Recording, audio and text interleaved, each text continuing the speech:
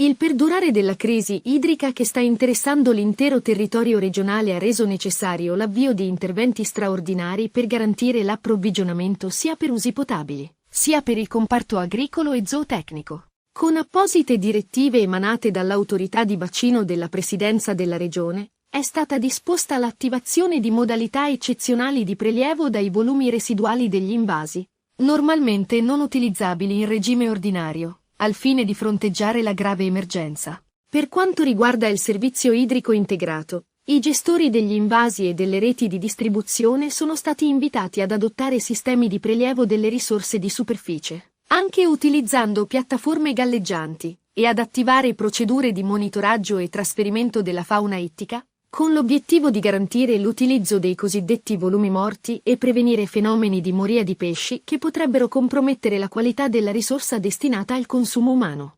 Parallelamente, nel settore agricolo e zootecnico, i consorzi di bonifica della Sicilia orientale e occidentale sono stati autorizzati a predisporre analoghe modalità di attingimento straordinario, sempre con l'ausilio di sistemi galleggianti, in modo da consentire agli operatori del comparto di disporre delle residue risorse idriche ancora presenti negli invasi, pur al di sotto delle quote di presa ordinarie. Tali misure, condivise con la cabina di regia regionale per l'emergenza idrica, il Dipartimento dell'Acqua e dei Rifiuti e quello dell'Agricoltura, si inseriscono in un quadro di azioni coordinate e necessarie a salvaguardare sia il fabbisogno potabile delle comunità sia la continuità produttiva delle aziende agricole e zootecniche, nel rispetto delle condizioni di sicurezza degli invasi e della funzionalità degli scarichi.